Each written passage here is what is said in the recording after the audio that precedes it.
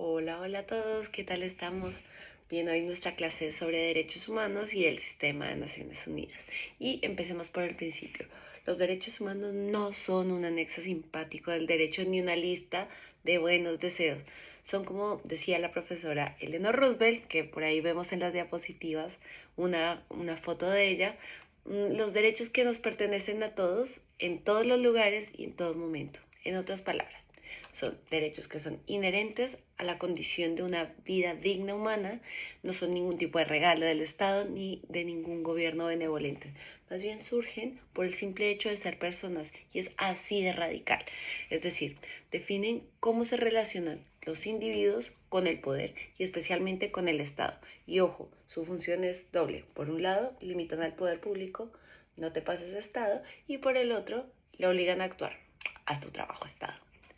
Pues sí, básicamente estamos diciendo que los derechos humanos están reconocidos en constituciones nacionales, pero también en tratados internacionales, como lo hemos venido viendo a lo largo de la clase. Por eso son exigibles jurídicamente y no solo moralmente. No es una cuestión de ética o de religión, sino de derecho positivo, porque existen esas leyes. Y sí, los derechos humanos son múltiples, incluyen civiles y políticos, como la libertad de expresión, el derecho al voto, y otro grupo que son los económicos, sociales y culturales, la salud, la educación, trabajo digno, y también tenemos un grupo de los colectivos, ¿no? Como los derechos de los pueblos o los derechos de aquellas minorías.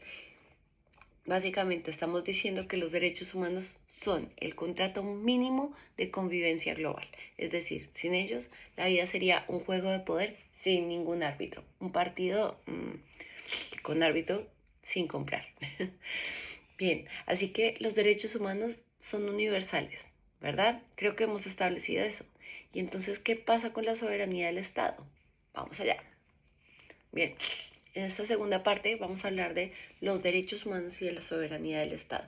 Entonces, durante siglos, la soberanía nacional era como una muralla, ¿no? Lo que ocurría dentro del país no le importaba a nadie más. Pero en el siglo XX cambiaron las reglas, porque tras el Holocausto y otras atrocidades, el mundo entendió que la soberanía no puede ser excusa para violar derechos, y de ahí surge la idea de la responsabilidad de proteger. R2P.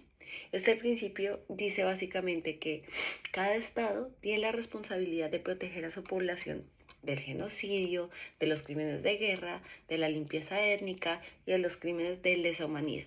Porque si no lo hace, la comunidad internacional puede intervenir, incluso militarmente. En teoría es una gran idea, pero en la práctica depende de quién tenga derecho a veto en el Consejo de Seguridad, ¿no? Sí, todos estamos pensando en lo mismo. Así que hoy, más que soberanía absoluta, hablamos de una soberanía responsable. El poder ya no es un privilegio, sino un deber de protección. Y hablando de una cosa y de otra, de los deberes y el poder, pues vamos a unir esto con la democracia, derechos humanos y con el Parlamento, que esto también tiene su intríngulis, ¿no? La democracia no es solo votar y quejarse en redes sociales al día siguiente. Es más bien un sistema que protege la dignidad humana, porque la Declaración Universal sobre la Democracia de 1997 lo dice muy claro, dice, democracia y derechos humanos son inseparables, son las besties, son mi bro y mi sister, ¿no? Sin derechos no hay democracia real y sin instituciones sólidas no hay garantías. O sea que, cariños, los parlamentos, sí, eso que visitamos, tienen un papel clave porque legislan, porque fiscalizan y además nos representan. Son los que transforman los valores en unas leyes y controlan además el poder ejecutivo. Si funcionan bien, el Estado de Derecho se mantiene. Si no, bueno, si no, se desordena todo el tablero. Y recordemos que una democracia sin derechos humanos es como un móvil sin batería. Sirve para aparentar, pero en la realidad no funciona. Muy bien, pues ya que sabemos qué son los derechos humanos y quién debe garantizarlos, ahora vamos al corazón jurídico del asunto, las obligaciones del Estado. El derecho internacional establece tres grandes deberes: respetar, proteger y cumplir los derechos. Bien, pues si los estados son los principales responsables, entonces son estos los que están encargados de esos tres deberes, de respetar, proteger y cumplir. Aunque existan actores que son privados o internacionales, la última palabra siempre la tiene el Estado. Y estas obligaciones se aplican a todos los derechos civiles, políticos, económicos, sociales y también los culturales. Y no vale decir, esto no es de mi competencia, porque cuando se trata de derechos humanos, la omisión también es una violación. Y entonces fíjense que aquí también caerían muchos de esos privados de los que hemos venido hablando, ¿no? Vamos una por una, porque estas tres palabritas, respetar, proteger y cumplir, repito, tres, respetar, proteger y cumplir, son más poderosas de lo que parecen. Respetar significa no interferir en el ejercicio de los derechos, es decir, suena simple, pero es una clave. El Estado no debe obstaculizar que las personas disfruten de sus libertades. Por ejemplo, respecto al derecho a la educación, el Estado debe respetar la libertad de los padres para elegir la educación moral o religiosa de sus hijos o simplemente para crear escuelas privadas. Es decir, no todo depende del Estado, pero el Estado no puede impedir que otros actúen en libertad dentro de ese marco legal. Luego, la obligación de respetar es básicamente no fastidiar los derechos ajenos. Mi libertad va hasta donde empieza la del otro. Sí, ya todos no lo sabemos, pero hay que ir más a profundidad. Vámonos con la obligación de proteger. Aquí el Estado tiene que proteger a las personas de los abusos que estén cometidos por otros, porque los violadores de derechos no siempre son los gobiernos, también pueden ser empresas, grupos armados o incluso, si ya se están pensando, grupos armados, Camila, Colombia, FARC, guerrillas, sí, también. O ¿qué tal si pensamos en otros países donde también incluso hay multinacionales tecnológicas, ¿no? Por eso aquí el Estado debe, primero, promulgar una ley que provenga sobre estos abusos. Segundo, actuar cuando sabe o debería saber que hay unas amenazas. Y tercero, garantizar acceso a justicia y a reparación. Sí, también lo hemos hablado, porque si Facebook o una minera contaminan, el Estado no puede mirar para otro lado, ¿no? Proteger implica ponerse al lado de la víctima y no del poderoso. Así que, venga. Y claro, estamos hablando de la otra parte, ¿no? La obligación de cumplir. Cumplir significa hacer posible el ejercicio real de los derechos, es decir, no basta con leyes bonitas, hace falta políticas públicas, instituciones y también presupuestos. El Estado debe crear esas condiciones, las condiciones jurídicas y las condiciones institucionales para que la ciudadanía pueda ejercer sus derechos. Por ejemplo, no sirve de nada reconocer el derecho al trabajo si no existen oportunidades ni mecanismos también para hacerlos efectivos, ¿verdad? Cumplir es básicamente pasar del papel a la realidad. Y ahí muchos estados todavía están en los borradores preliminares. Bueno, y cuando hablamos de derechos económicos, sociales y culturales, hay unas reglas especiales. Vamos a verlas. Hablemos de las obligaciones de los estados en materia de este cumplimiento de los derechos económicos, sociales y culturales. Porque el Estado sí tiene que garantizar estos derechos a través de tres principios. El primero, con una realización progresiva, es decir, que debe mejorar de forma constante, aunque tenga muy pocos recursos. Y eso hace que todos los estados, absolutamente todos, incluso el más pobre, tenga una obligación de garantizar estos derechos económicos, sociales y culturales, aunque sea de una manera progresiva y con esos pocos recursos, de manera que vayan aumentándose esos niveles de garantía de esos derechos, ¿verdad? Segundo, con unas obligaciones inmediatas, porque si hay unas obligaciones, hay cuatro obligaciones inmediatas. Primero, se debe garantizar lo básico, es decir, los mínimos esenciales, ¿bien? La comida, ¿bien? Lo que nos sirve para salir adelante.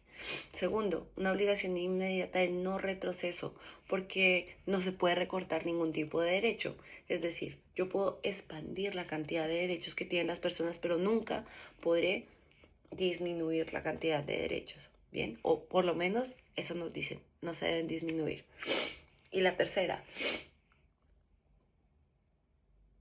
pues esto tiene que ver con algo que ya sabemos, y es que no hay discriminación ni por género, ni por raza, ni por religión o pobreza. O sea que si lo estaban pensando conmigo, chicos, eran unos vulneradores de mis derechos. Bien, y por último, siempre hay que dar prioridad a los más vulnerables. Con lo cual, digamos que estos 4 principios son las obligaciones inmediatas de garantizar tanto derechos económicos, sociales como culturales que tienen los estados. Pero dijimos que eran 3 principios: realización progresiva, obligaciones inmediatas, y nos falta el tercero, y es usar el máximo de los recursos disponibles. Esto es que incluso con poco dinero se puede hacer mucho si se usa bien, ¿no? Un estado pobre no puede decir: no tengo recursos, así que no hay derechos. No, el compromiso es hacer todo lo posible, todo lo que esté al alcance, y demostrar, es decir, también generar una transparencia y un poco de trazabilidad de cómo se están usando esos recursos y cómo ha seguido, continuado ese compromiso de hacer todo lo posible, ¿no? Y si eso incluye políticas fiscales justas y gasto social, también tiene que tenerse en cuenta, porque la justicia no se financia sola, la justicia mm, la imparte una parte del Estado, pero pues obviamente esto también incluye políticas fiscales para todos y un gasto social que podría llegar a ser un poco más elevado. Pues bien, hasta aquí hemos visto lo que cada estado debe hacer. Ahora hablemos de los refuerzos internacionales, es decir, de la ONU. Vemos que hasta aquí nuestro desarrollo está listo, o casi, porque la humanidad aún no ha completado todo su proyecto de desarrollo, estamos en construcción y aún sin casco de seguridad, así que nos faltan algunas medidas. Por eso necesitamos unas instituciones internacionales fuertes. Ahí entra la ONU, que desde 1945 se ha encargado de coordinar o intentado coordinar esfuerzos globales para la paz, para el desarrollo y también para mejorar la situación de los derechos humanos a nivel global. Digamos que la ONU es como el árbitro del sistema internacional, que no tiene ejército propio, pero sí una autoridad moral y normativa.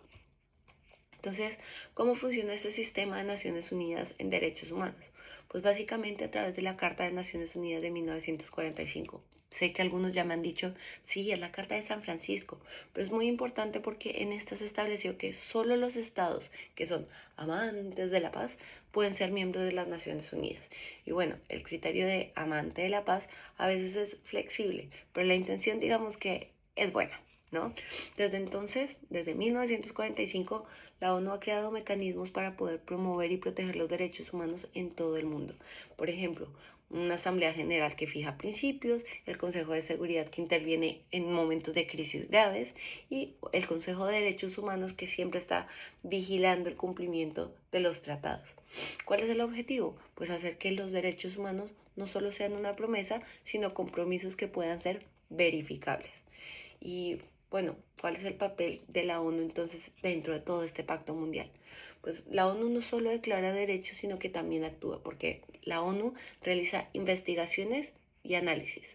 También brinda asesoramiento técnico a los países miembros y que soliciten este asesoramiento, apoya las reformas institucionales que hacen los estados para cumplir con las obligaciones que tienen los estados, y también fomenta alianzas, por ejemplo, entre ciudades, entre gobiernos y entre la sociedad civil, o lo que nosotros denominamos las ONGs, con los estados y con los lugares que están en desarrollo, ¿no? Existe también una figura que es el Alto Comisionado de las Naciones Unidas para los Derechos Humanos, que es la persona que coordina gran parte de este trabajo. Si lo pensamos bien, la ONU es como un mecánico de la democracia global, ¿no? Es el que revisa los fallos, cambia las piezas y vuelve a poner en marcha todo el sistema cuando esto no está funcionando bien. ¿Y cuáles son esos mecanismos de protección? Pues la ONU cuenta con mecanismos de vigilancia que están basados en tratados y también en la Carta de 1945, por ejemplo. La ONU cuenta con el Consejo de Derechos Humanos, los comités de tratados, los relatores especiales y grupos de trabajo temáticos o por país. Bien, además hace un examen periódico universal que se llama el EPO, donde todos los estados rinden cuentas cada 4 años, sí, cada 4 años. Sí, me van a decir, debería ser más seguido. Sí, pero sabemos cuánto es el costo de esto. Esto también se le va a cargar al Estado y por ende a nosotros los ciudadanos. Entonces, bueno, al menos tenemos un examen periódico y el EPO es como un examen oral global. Bien, algunos países llegan preparados, otros improvisan un poco más, pero igual todos los países tienen que pasar por él. Bien. La cooperación que existe entonces entre la ONU y los estados es visible en este sentido, ¿no? La cooperación no es solo control, también es una ayuda, un acompañamiento, y la ONU asesora en reformas institucionales, como decíamos antes, también ayuda en la creación de organismos nacionales y en un programa de rendición de cuentas. Entonces, de alguna manera decimos que trabaja de manera mancomunada con los estados, y por supuesto no hay que olvidar que en materia de cooperación con los estados también tiene unas misiones especiales que son las misiones de paz, donde se incluyen algunos de los componentes de derechos humanos. Y ese examen periódico universal, además de tener todos estos mecanismos, también está formando eh, un espacio de diálogo, ¿no? Fomenta el diálogo entre los estados. Porque seamos sinceros, es más fácil aceptar críticas si vienen con café y banderitas diplomáticas que si nos hacen a rajatabla, ¿verdad? Bueno, pero bien, hasta aquí digamos que todo lo hacemos muy de buena gentes, ¿verdad? Pero ¿existe alguna herramienta jurídica de protección? Pues bueno, la ONU ofrece instrumentos legales internacionales. Sí, existen unos que los hemos mencionado en nuestra parte introductoria. Hemos hablado del Pacto Internacional de Derechos Civiles y Políticos y el Pacto de Derechos Económicos, Sociales y Culturales. Pero además de estos dos, tenemos convenciones contra la tortura, sobre la discriminación racial o la violencia contra la mujer. Y tenemos así 9 tratados. Cada tratado tiene su comité de expertos que es independiente y que evalúa los informes de los países y también les emite unas observaciones. Así que si se creen que no existen algunas herramientas de protección, sí, señores y señoritas, sí existe. El sistema es imperfecto, pero igual sigue siendo la red de seguridad más amplia que existe. No se ha creado nada mejor o por encima de la ONU que pueda superar ese sistema que tenemos hasta ahora. O sea que si no les gusta mucho, pues mejórenlo. No destruyan lo que ha sido un esfuerzo de tantos años que ha ido perfeccionándose, ¿no? Pero sí, hay que hacerlo con cabeza, ¿no? Hay ahí dentro de todo este esquema una figura que me parece muy importante mencionar, que es el Consejo de los Derechos Humanos, porque este es el principal órgano político de la ONU en esta materia de derechos humanos, ¿no? Es el que se encarga de supervisar, de investigar, de proponer medidas frente a violaciones graves de derechos humanos. Y su mecanismo estrella es ese examen periódico universal, porque evalúa la situación de los derechos humanos en todos los países. También puede enviar misiones de investigación, designar expertos especiales y sí, en casos, y lo digo con conocimiento de causa, en países donde hay una vulneración sistemática de derechos humanos, siempre vamos a encontrar una misión de investigación y unos expertos especiales que están reportando continuamente a Naciones Unidas las situaciones que se están dando. De hecho, hasta en las elecciones, durante el tiempo, bueno, durante mi juventud en Colombia, siempre había una persona de investigación y de observación que hacía vigilancia sobre la calidad de la democracia. Así que veamos que no es algo ajeno, sino que más bien están mancomunadas, siguen unidas. Bien, en 2024, por ejemplo, el Consejo trató también el caso de Gaza. Estamos hablando de hace un año. Y allí se emitieron informes sobre posibles crímenes de guerra. De hecho, la reciente exposición a la que fuimos es parte de todo ese comisariado de visibilización de la vulneración de derechos humanos. La idea que tienen con este consejo es básicamente mantener vivo ese principio de rendición de cuentas, incluso en contextos de conflicto.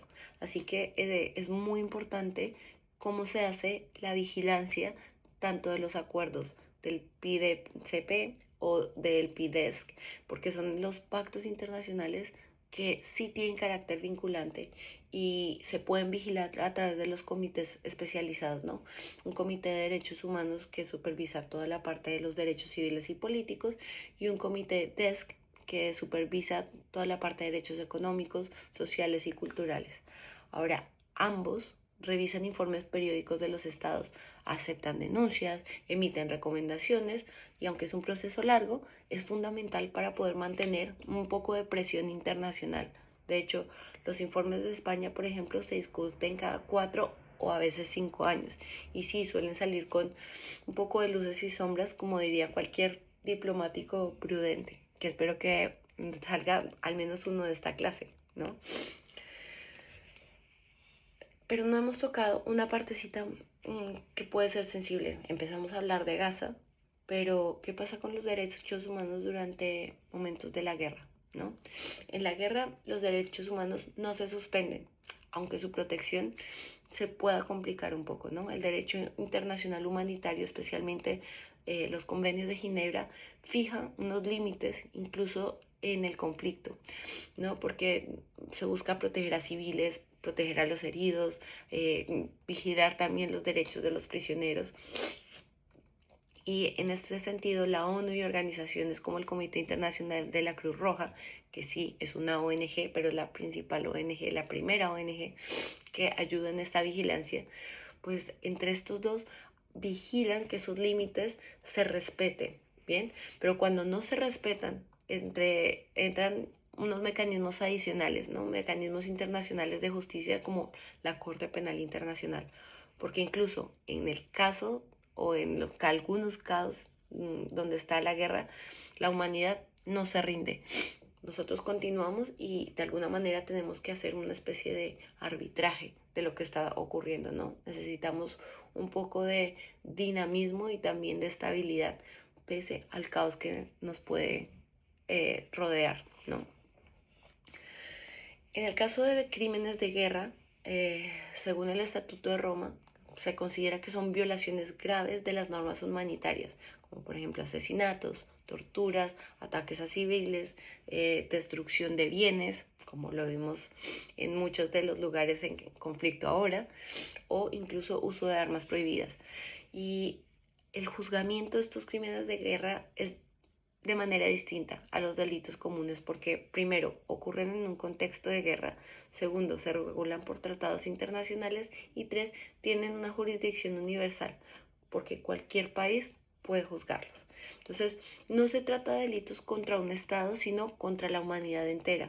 Por eso su persecución es una obligación internacional. El mensaje es claro, ni la guerra ni el poder dan ningún tipo de inmunidad y la justicia internacional puede tardar pero llega y a veces lo hace con toga y mucha paciencia. Bueno, creo que con esto ya hemos abordado el grupo de Naciones Unidas y los derechos humanos.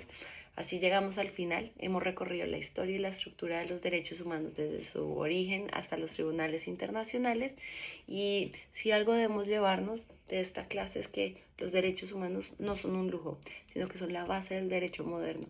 Nos dicen cómo deben comportarse tanto quienes están en el poder, cómo debe comportarse el poder, cómo debemos tratarnos y también cómo construir un mundo donde la dignidad no dependa del código postal, de donde vives. Si vives en Torrelodones, si vives en Socuéllamos o donde vivas, ¿no? Así que la próxima vez que alguien diga que los derechos humanos son una moda occidental, recuérdenle que lo son tanto como la rueda, una invención humana que todavía nos mantiene en movimiento. Y esto es todo por hoy. Hasta luego.